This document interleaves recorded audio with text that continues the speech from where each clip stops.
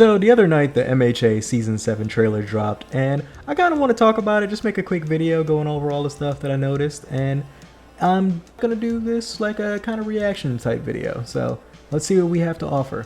But before we get into it, make sure you guys like and subscribe, because you already know the drill. I don't think I need to go over it. Help a brother out. So the trailer opens up with showing all the students getting prepped to go for the final fight, and nothing much really to say here. Deku looks locked in, but one thing I did wanted to mention was this was a big contradiction that I noticed in the manga, where they said, hey, yo, Shigaraki's gonna be ready in a week, so we need to be prepared. And then they proceed to seem like they kind of skip over the whole training and go right into the fight. And I remember Shigaraki being full power in the final war arc, so that was a little weird, because I thought, why not strike him while he's weak? Why wait till he's full power to go for the fight? That made no sense. But yeah, nothing crazy to see here, just them getting prepped for the battle. And nothing crazy here either, just AFO doing his whole menacing villain thing. This is where he's kind of telling everyone that he was playing that hide and go seek game, and I guess he was getting ready for the final fight because he wanted to strike first, but things didn't play out that way. Now, this shot confused the hell out of me for a second, because I thought, are they going off canon? Is that like Mecha All Might, or Mecha All for One, I mean? And is that Deku piloting it? But no, I think that's just Deku reflecting in AFO's helmet, which means it's a shot that signifies the start of the war arc, where Deku is taken to AFO. Now, we see some of the destruction in Japan, and we also see, correct me if I'm wrong, but I believe this is the Troy system that I believe plays nothing into the actual main story. It's just kind of like alluded to that this system is going to be something, and they don't really come back to it, but yeah. And also there's a nice shot in here for the shippers who are waiting for the Deku and Ochako love thing to happen, which, to be honest, is probably gonna happen, to be really frank with you guys. Now here's where we're starting to get into some of the meat and potatoes, because we get to see into Tomura's vestige world, where we see that Shimura Tenko is still inside of him. And I kind of always wondered if all those hands holding him down are all the various quirks from AFO. Could it potentially just be him being held down in the memory that is Shimura Tenko that Shigaraki uses to kind of keep himself shackled? I do wonder, because there's a shot right here where Deku's holding his hand out to Shigaraki, if he could actually be able to save him, because he's done like some pretty horrendous stuff, and I don't necessarily think the story would be in a good direction if he does save him, but there's ways around it, and it's a shonen, so I'm gonna figure they're gonna find a way around saving Shigaraki.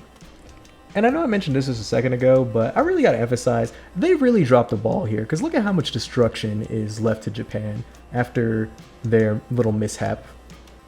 And next we get to see a couple shots of the League of Villains, but there's a main focus on Toga as well as Dabi, and we actually do see that Toga is holding a vial in her hand. We can only assume it's blood, and I know whose blood's in there, but I'm actually gonna not say that here for those non-manga readers, even though I have dropped a little nuggets of spoilers here or there, but that's a pretty big one.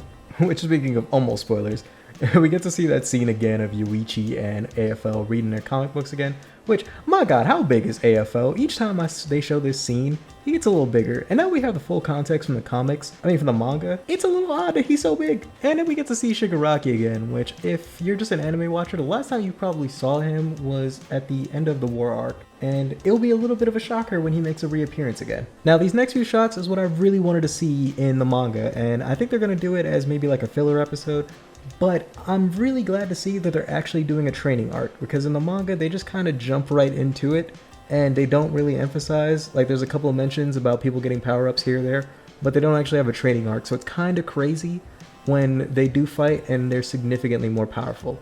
It's a little weird, but I'm glad to see that they're finally doing it here. And here we get a couple shots from the Heroes vs. Villains round 2. Honestly, when I remember reading this wasn't my favorite part of the war arc. I'm actually not a big fan of how the war arc started. I felt like they needed an arc in between to bridge them. I don't know if the anime will do it, but yeah, it kind of starts very abruptly here, and I'm not super crazy about it. But maybe the anime will rectify it. We'll see. And next we get to see inside of Shigaraki and AFO's vestige world, and we kind of get to see that they're kind of fusing a lot more together, and that's going to perpetually be a problem as we go further in the season. And also now seeing it animated and in color, I kind of actually understand what's happening here a little bit. It looks like AFO is literally pushing Shigaraki into his body, the way his arms are wrapped around him. And then we see a couple auxiliary shots of just various different heroes doing cool things. Aizawa looking badass with his eye patch, naturally. And next, I believe we have one of the best fight sets in the anime, and I cannot wait to see this. I've been waiting for this for like over a year now.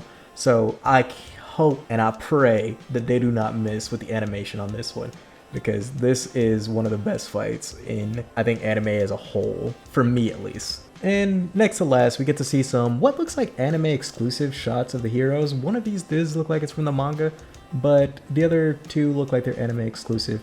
And also, I'm not really sure what's going on with Ochako's hair here, but it looks weird. It might be tied up or something, I don't know.